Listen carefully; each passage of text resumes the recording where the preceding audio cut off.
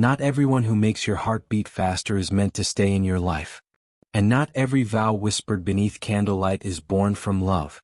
Sometimes it's debt. Sometimes it's unfinished pain. And sometimes, it's a whisper from a past life calling you back to what you left undone. Have you ever looked at your partner and wondered, why you? Why this person? Was it fate? Was it choice? Or something deeper, older, woven into the fabric of your soul long before you arrived in this life? In the stillness of meditation halls and beneath the banyan trees where monks sit unmoved by the world, there is an ancient knowing. You do not marry with your mind. You marry with your karma.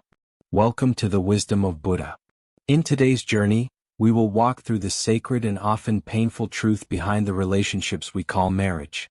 We will explore not just why you love, but why you suffer, why you repeat, and most importantly, why your soul chose this path. This is not just a video about relationships. It's a mirror. And if you are ready to look into it, you may finally see what your heart has been trying to remember all along. Let us begin. Part 1. The Karma Behind the Wedding Veil. Narration. In the teachings of the Buddha, nothing arises without a cause. No smile, no wound, no meeting between two people is random. In the realm of karma, love is not just romance, it is reckoning. A wise monk once said, "You don't marry a person. You marry your unfinished work with them." Most people believe they fall in love by chance. A glance, a spark, a shared interest. But beneath that illusion lies a deeper law, paticca samuppada, the law of dependent origination. Everything that is, has a cause. Everything that continues, has a reason. And so, two lives cross paths. A wedding is celebrated. But the real ceremony? That began lifetimes ago. In Buddhist psychology, karma is not just action. It is the energy behind action, the intention stored in the soul, like seeds in fertile ground. When two people marry, they are often not starting anything new. They are continuing a story that was interrupted. Part 2. When Love Hurts, Stories of Painful Karmic Bonds. Narration. There was once a man who came to a monastery with tired eyes and a trembling voice. He sat before the old master and said, "I married her because I loved her. But now I feel imprisoned. I don't recognize myself anymore." The monk placed his hands together and replied gently, "Then your soul has begun to awaken." The man was confused. "Is marriage not meant to bring joy?" And the master said, "Joy is a visitor. But marriage is a mirror." Small blue diamond, the attraction of unfinished stories. Have you ever found yourself drawn to someone who made you weep more than laugh, but you couldn't walk away? Many call it passion. Others call it madness. But Buddhism calls it recognition. A karmic memory rising to the surface like a ripple in still water. In a small village, a woman named Sona fell for a man who wounded her heart with silence and betrayal. Her friends warned her. Her mind resisted. But her heart obeyed. Years later, worn and weathered, she stood before a stone Buddha and whispered, "Why do I keep loving the one who hurts me?" An elder heard her cry and answered, "Because once he was the one you hurt. You are not in love with his kindness. You are in debt to his pain." This is karma, not as punishment but as balance. Not to break you but to awaken you. Small blue diamond, the mirror of wounds. When you marry someone, you are not just embracing their smile. You are embracing their entire karmic field. Their past, their fears, their shadows. A man once told a monk, "She says she loves me. But every time I get close, she pushes me away." The monk looked at him with compassion and said, "Then you did not just marry her. You married the fear that lives inside her." In every relationship, wounds speak louder than words. And love, unless conscious, becomes a battlefield for unhealed parts of the self. Buddhist psychology teaches that pain, when unacknowledged, becomes karmic echo. We attract not who will heal us, but who will reveal to us what still hurts. It is not cruelty. It is compassion in disguise. Small blue diamond story, the weaver and the warrior. Let me tell you the story of Dua, a weaver, and Kiran, a soldier. Dua was gentle. Her hands created beauty in silence. Kiran was fierce. His presence commanded attention. When they met, it felt like fate. But within a year, their love turned to ash. Kiran would erupt in anger. Dua would retreat in fear. One day she whispered to the village priest, "Why did I choose this life? I only wanted peace." The priest closed his eyes and said, "You wanted peace, because once you took peace away. In another life you were the warrior, and he was the weaver. You are not being punished, you are being taught to understand. Karmic love does not always soothe. Sometimes it burns. But that fire, when endured with awareness, becomes light." Small blue diamond, the spiritual function of friction. Many ask, why can't it just be easy? And the truth is, it can. But not until we stop seeking comfort and start seeking clarity. Love born from unconscious need will always lead to pain. Love born from awareness leads to awakening. You don't marry to be completed. You marry to become whole through the reflection of the other. And the deeper the karmic tie, the sharper the mirror. Part 3, the timing of souls, when love arrives too early. Narration. In the quiet of a mountain retreat, a young man approached a Zen master. He bowed deeply and confessed, "We love each other, but we fight every day. Should I leave her?" The master sipped his tea, then spoke with a calm that silenced the wind. "You met in love, but not in readiness. There are moments in life when we meet the right soul, but at the wrong time. Not because fate is cruel, but because the lessons we carry are not yet complete. One is still learning to trust. The other is still learning to speak. And though the love is true, the vessel cracks under the weight of what hasn't healed." Small blue diamond, the puzzle of imperfect timing. Two people may belong together in essence, but not in evolution. The world may see a perfect couple. Their photos smile. Their friends cheer. But inside the home, it feels like trying to catch rain with open hands. Why? Because one soul is ready to see. The other is still learning to look. One is prepared to surrender. The other still clings to the illusion of control. And in that misalignment, love becomes a battlefield. Not because they don't love each other, but because they are still becoming the version of themselves who can love purely. Small blue diamond story, the poet and the dancer. Rami was a poet. Her heart spilled onto parchment with grace. Tariq was a dancer. His soul moved with fire. They met in a city lit by lanterns, and within days they felt they had known each other forever. But it was not peace that followed. It was chaos. Their love was deep, but every conversation became a wound. Every embrace a battlefield.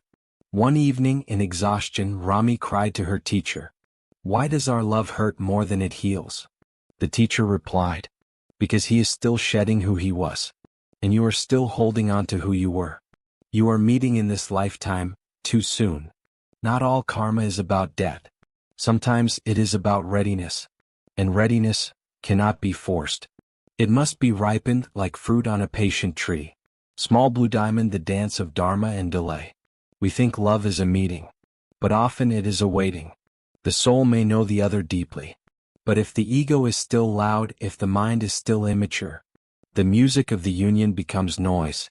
That is why the masters say, karma does not just decide who enters your life. It decides when they do. When a soul rushes into union before its time, the result is not joy, but friction that bruises both. Small blue diamond, the paradox of the perfect match. There are people who feel like home, yet every day with them feels like a storm. And there are people who seem wrong at first, but slowly, steadily become the most sacred mirror. This is the paradox of karmic timing. You may meet the one your soul recognizes, but not the one your wounds can yet handle. And so, sometimes, the kindest thing the universe can do is to delay what you most desire. Small blue diamond, when timing is the teacher. A woman once asked a monk, "Will I ever be with the one I love?"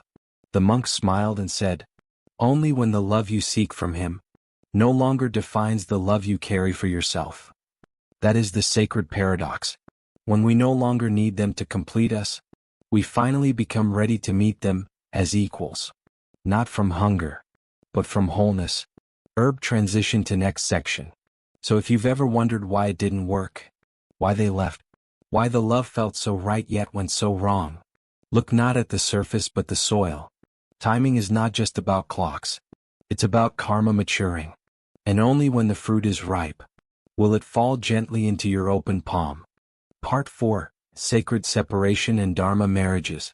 Narration. In the language of the soul, not all endings are failures.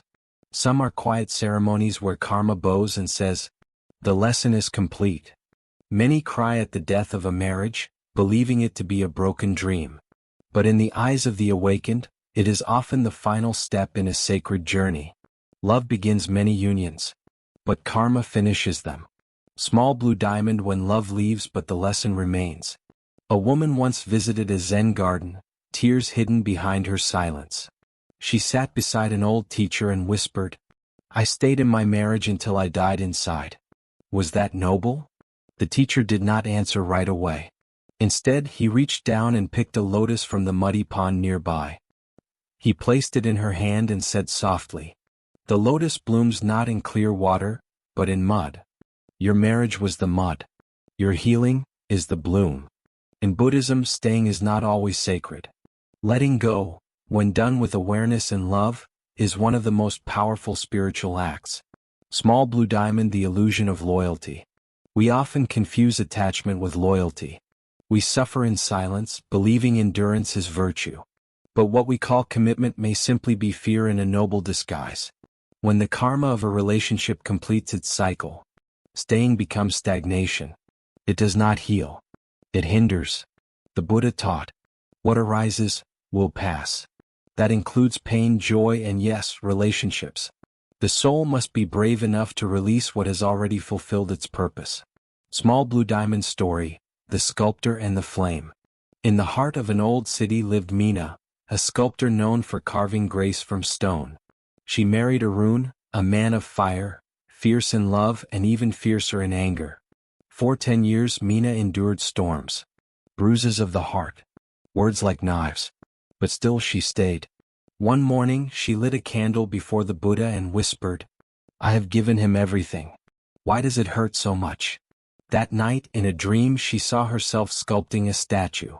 And every time she chiseled, it was her own face that emerged from the stone. She awoke with tears and clarity. Arun was not her punishment. He was her mirror, her teacher, her karma. And her lesson was done. She left with grace, not with anger, not with revenge, but with a deep bow to what was. That, dear listener, is sacred separation. Small blue diamond, not all marriages are born from wounds. So far we've spoken of pain, of debt, of karmic reckoning. But not all marriages are born from the ashes of suffering. Some are born from dharma. When two conscious souls meet, not to fill their emptiness, but to serve the world together, the universe bows. Small blue diamond dharma marriage, the higher union. In Buddhist thought, dharma is the path, the truth, the mission of the soul. When two souls align not just emotionally, but spiritually, their marriage becomes a vehicle, not for ego but for awakening. They may not have grand love stories or dramatic moments. Their bond is quiet, focused, and full of purpose. They speak not only of you and me, but of what we can build, offer, and uplift together. Small blue diamond story, the gardeners of light. Tashi and Lee met at a meditation retreat. He taught silence. She taught breath. They did not fall in love at first sight.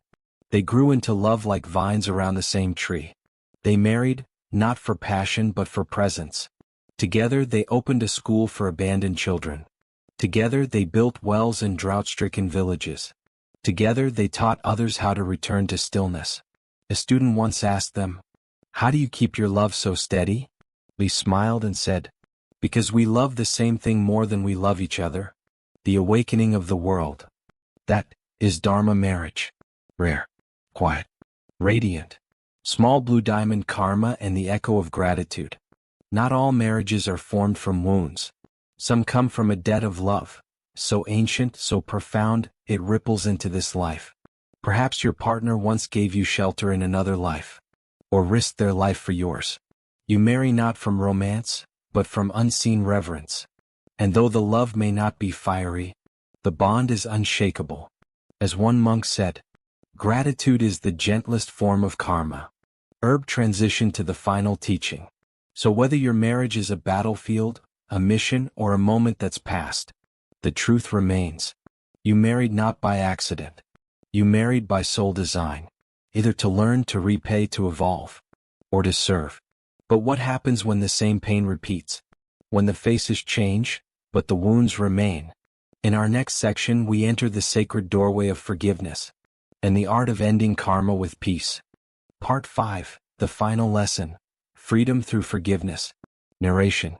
There is a teaching in Buddhism that says, karma ends not with revenge, not even with suffering, but with understanding. Understanding is not intellectual.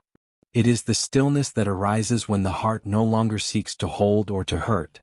It is the silent sigh of the soul that finally says, I see now, and I let go. Small blue diamond, the cycle of repetition. A woman once came to a Zen nun and wept. Why do I always attract men who ignore me? I leave one and find another just like him. The nun sat with her in silence. Then she asked, have you learned to stop chasing silence and start embracing your own voice? You see, dear listener, the soul does not attract what it wants. It attracts what it needs to awaken. Until we learn the lesson, the pattern will repeat.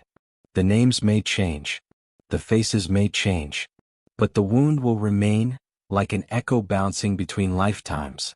This is the law of samsara, the cycle of repetition, until awareness breaks it. Small blue diamond, the mirror of inner healing. Marriage brings not a stranger into your life, but a mirror. That partner you blame. That partner who triggers your anger. That partner who withholds love. They are not the cause. They are the reflection. A woman once said to a monk, he always criticizes me. I feel like I'm never enough. The monk asked, were you enough to yourself before he ever said a word? She lowered her eyes, and in that moment she saw. The pain wasn't new. It was old pain wearing a new face. True healing does not come from changing the mirror. It comes from purifying the reflection. And that purification begins with forgiveness. Small blue diamond, forgiveness, not for them but for you. Forgiveness is not about denying what happened. It is not about excusing betrayal or erasing the wound. It is about releasing yourself from the grip of the past. It is the sacred whisper that says, I will not let this pain define the rest of my journey. A monk once taught, the most powerful act of love is letting go. When you forgive someone who could not love you rightly, you are not blessing them. You are blessing your own future. You are saying to the universe, the lesson is complete. I choose peace. Small blue diamond story, the teacher who let go. Arjun was once a teacher who married a woman full of light, until that light dimmed. She left him without warning, choosing another path, another man. For years Arjun carried the weight like stone in his chest. Until one morning, under a Bodhi tree, he wrote her a letter, not of anger but of truth. I loved you. You could not love me. And now I finally understand, it was not your job to stay. It was my soul's task to rise. Thank you for being my mirror. I forgive you. I release you. And in doing so, I return to myself. That day the sun did not shine brighter, but his heart did. Small blue diamond, breaking the karmic chain. Karma is not destiny. It is a loop. A loop that continues until we walk out of it consciously. That walk begins with understanding, deepens with forgiveness, and ends in liberation. When you let go with love. When you bow to what was with gratitude instead of bitterness, you tell the universe, I have learned. This no longer needs to repeat. Small blue diamond, the marriage within. Before you marry another, marry yourself. Before you say, I do to someone else, whisper it to your own soul. I will not abandon you ever again. Then whoever comes will not complete you. They will walk beside you. And if they leave, you will not break, because you were never missing. You were simply remembering. Herb transition to the final reflection. As the Buddha taught, you yourself, as much as anyone in the universe, deserve your love and affection. Marriage is not the end. It is the doorway. Some walk through it into awakening. Others must exit it to finally be free. Either path, when walked with awareness, leads not to regret, but to realization. Part 6, Final Reflection and Closing Teachings. Narration. When two souls meet in this lifetime, it is not the beginning. It is the continuation of something long unfinished. You marry not by chance. You marry by karmic design. The silent hands of the past weaving threads into the tapestry of your present. Whether your union brings joy or grief, peace or friction, it always brings truth. Small Blue Diamond 6 Teachings from the Karma of Marriage. Let these final teachings settle in your heart like autumn leaves falling to earth, soft, slow, sacred. 1. You marry not just a person, but a pattern. A pattern that echoes from another time. Sometimes it's pain. Sometimes it's debt. Sometimes it is a promise asking to be fulfilled. 2. Marriage is a mirror, not a medicine. It will not heal your wounds. It will show them clearly, intimately. And in that reflection, healing becomes possible. 3. Pain is not always a mistake. It is often the fire that burns away illusion. Love does not always feel like bliss. Sometimes it feels like transformation. 4. Letting go is not failure. It is sacred completion. When karma finishes its course, freedom arrives, quietly like dawn. 5. Forgiveness is the gateway to peace. It ends not just the relationship, but the karmic repetition of that pain across lifetimes. 6. The highest purpose of marriage is awakening, not to make someone stay, but to become the kind of soul who no longer clings. Small Blue Diamond. A last story, The Candle and the Wind.